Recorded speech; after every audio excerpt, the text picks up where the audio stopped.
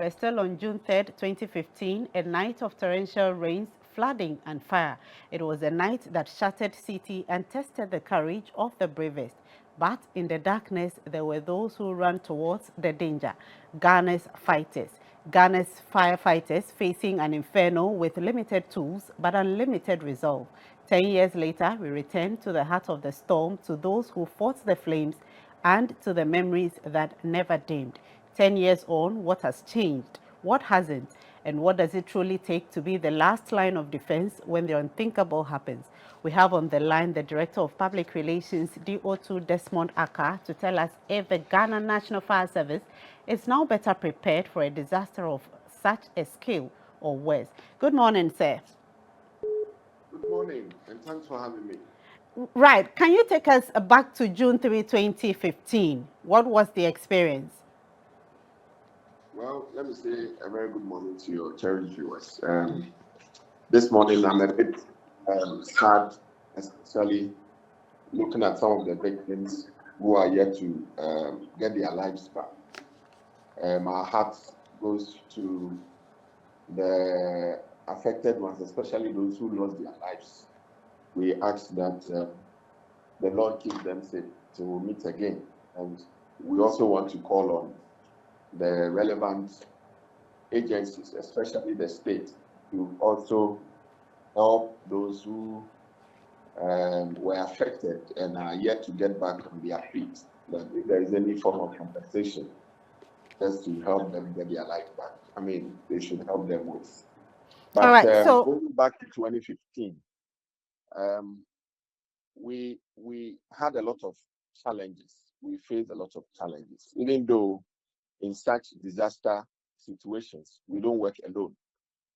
There were some bottlenecks that made seamless, collaborative or joint collaboration, especially in managing that particular incident, not go the way we had wanted. Because at a point in time, there were some communication gap. The key relevant agencies didn't have the common platform to be able to communicate seamlessly, to be able to coordinate what were supposed to have been done.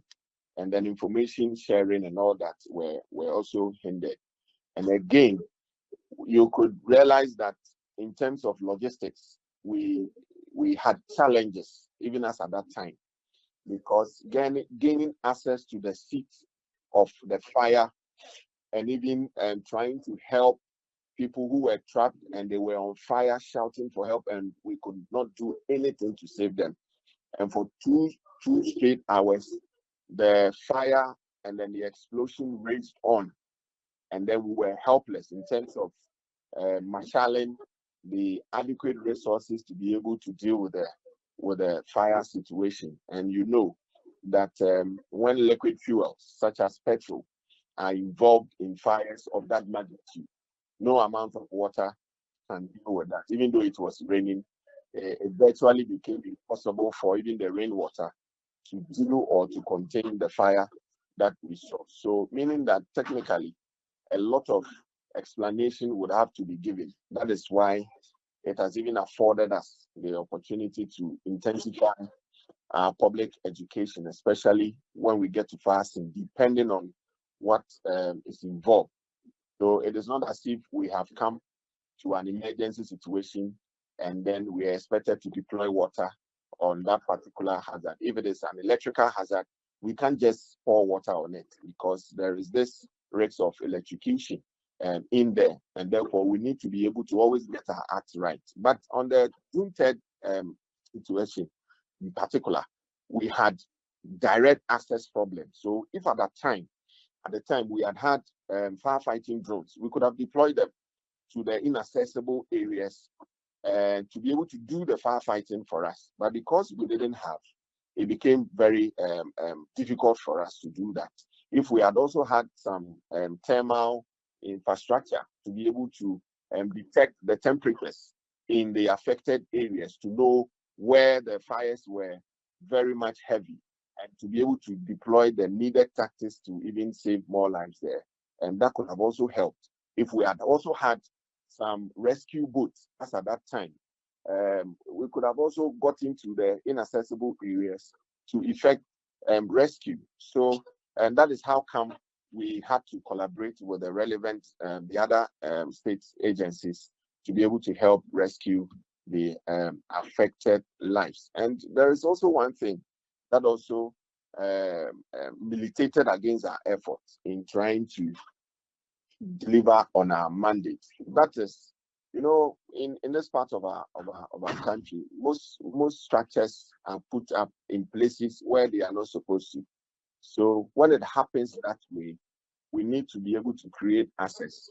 Once the access is not there, it makes it very difficult for us to deploy or to get closer to the hot zone to offer our services. And from the investigation that we conducted, it has helped us to be able to come up with mitigating measures, such as intensifying our educations, especially in the schools, in our communities, and even at the high risk enterprises, such as the fuel and gas stations. It's been quite a while since we heard that maybe they are offloading fuel at the filling station where the bulk trucks have been gutted, or there's an explosion at fuel stations. It's all because of the effort that we have put in training the supervisors, the pump operators, or the attendant to be able to be up and doing, and to also enforce the needed safety protocols at these risky enterprises. Quite recently,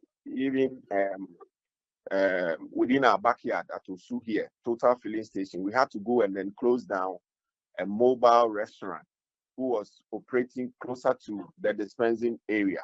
So once our attention was drawn to it, we swiftly had to move in, engage the relevant people that we had to, and then we had the place or the venture closed. And so this is how far we have come.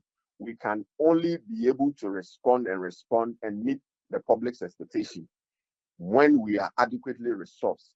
So as I speak with you, it is not as if we have hidden our challenges from the good people of this country. For the past 3.5 years or so, we have deliberately made our challenges known, and the good people of Ghana have heard us. And we are particularly happy that even the current president, His Excellency John Dramani Mahama, has also heard us, and he's making efforts to retool us, but not until we are adequately retooled and then resourced to be able to deal with such emergencies. I mean, when it happens like this, we will struggle. I must be honest, we will struggle to bring our rescue and evacuation services rightly to the doorsteps of the good people of this country. But be as it may, the little that we have, we are making do with it. So quite recently, when there was this flood situation around Adenta Medina areas, we responded.